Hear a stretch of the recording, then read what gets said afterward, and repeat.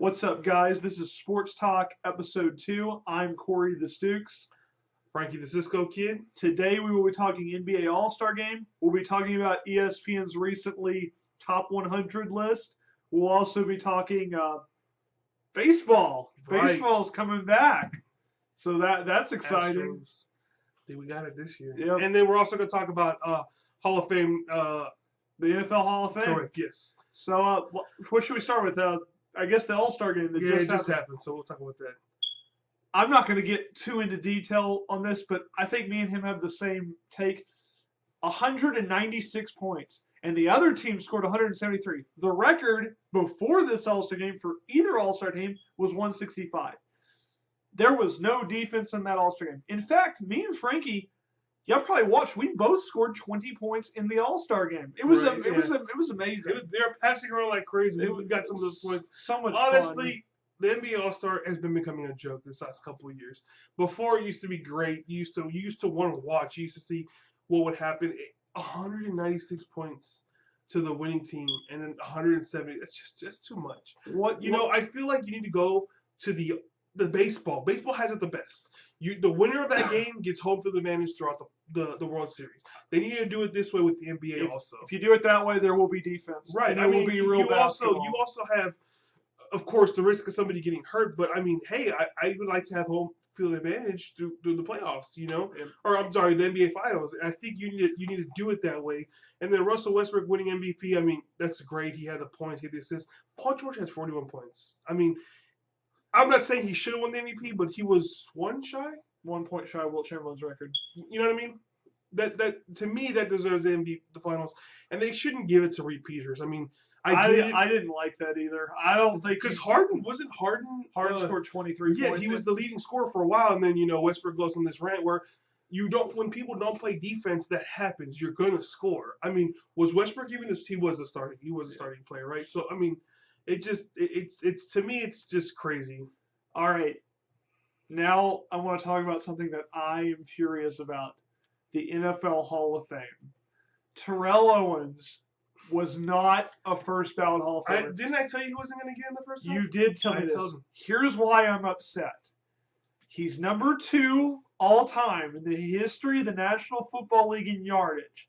He's number 3 all time in receiving touchdowns. He's number 6 all time in catches. How is he not a first ballot Hall of Famer? Because the NFL, that's the NFL's. Me personally, I agree. Brett Favre, he should get in the Hall of Fame. He has 1 Super Bowl. Sure. I think everyone who got in has a Super Bowl, right? Right. Right, which, I mean, unfortunately, it doesn't kill you in the NFL. If you don't have a Super Bowl ring, doesn't mean you're not in the Hall of Fame. But the shit he did while he was playing, I guarantee you the NFL said, okay, you know what? I may not be able to get you now because you're playing great. I'm not gonna suspend you because you're making us money.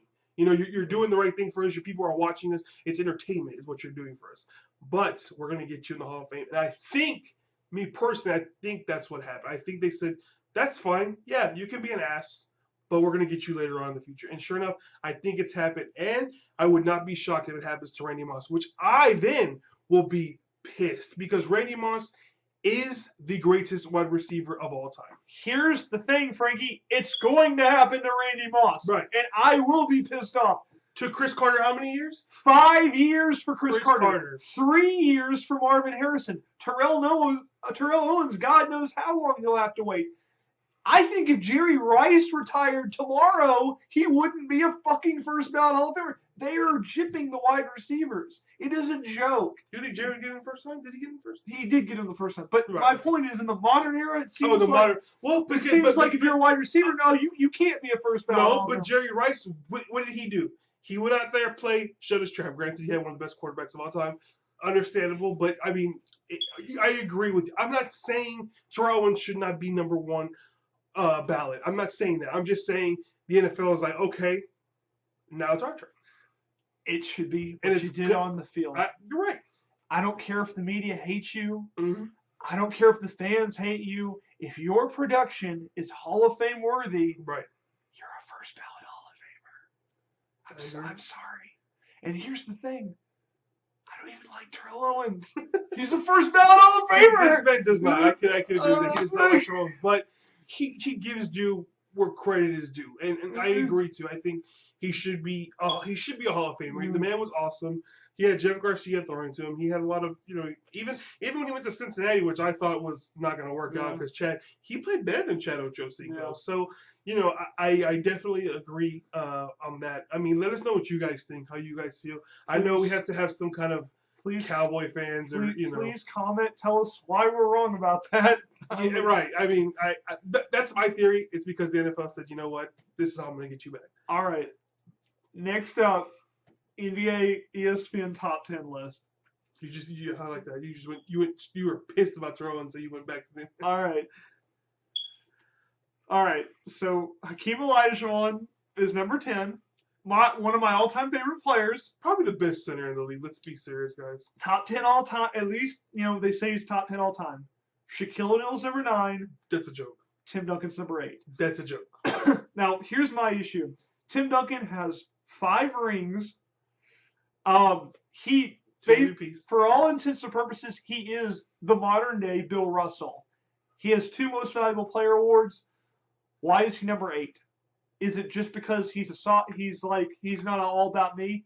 He's not a showboat. He's a team guy. Yeah. We should reward people like this. You just talked about Jerry Rice. Jerry Rice was the ultimate team player. Tim Duncan is the ultimate team player. Mm-hmm. There is no reason Tim Duncan should not have been in the top 5 greatest basketball players. Tim Duncan is time. My favorite basketball player. People have Jordan. I get that. Jordan's one of the great players, but for the things that Duncan did and how long he's been playing and how long he's done it for, I mean, he's Mr. Fundamentals for a reason. I mean, I think I'm so happy that he's higher than Shaq because I've been pissed because Shaq gave up halfway through it. They made the Big Mac because of Shaq. So I mean, that's a problem right there. For what I'll say, Shaq was a phenomenal player for those 4 to 5 years that he gave a shit. Yeah. But Shaq could have won multiple rings. Shaq could have won more than he won. Yeah. He didn't. He wanted to be a movie star. He wanted to be an entertainer. Right. Which, you know what? That's fine. That's okay. I'm not judging him. But what I'm saying is, when we judge people based on how they rank in the pantheon of all-time greatest, I think Olajuwon is higher than Shaq. He beat Shaq in an NBA Finals. I mean, and people give. I don't think Kareem is a. Kareem was ranked number 2. I have a problem with that. The one thing about Kareem that I'll give him, he's a bridge player. He connects the generations. He played against Jordan. He played against Isaiah Thomas. He played against David Robinson. He played against Hakeem Olajuwon. He played against everybody. Right. So he is a bridge, but played a lot of years. Played with the 2 greatest point guards that ever lived. Oscar Robinson and Magic Johnson. Yeah. How much credit should we really be giving him? Yeah. I think he's top 10. I could say that. I mean, he might be number 10, but I mean, maybe not. I mean, he's probably in there. I'd swap him with Duncan. Yeah, that's fair. Honestly. Fair. Yeah, I mean, Duncan has the same thing kind of as he has the rings, he has the MVPs. I mean, he has one less than Jordan, right? So I mean, and I'm not saying they're going to win this year, but hey, if he gets it, that's great. I am happy that they did acknowledge that Tim Duncan was the greatest power forward of all time. What'd you feel about LeBron?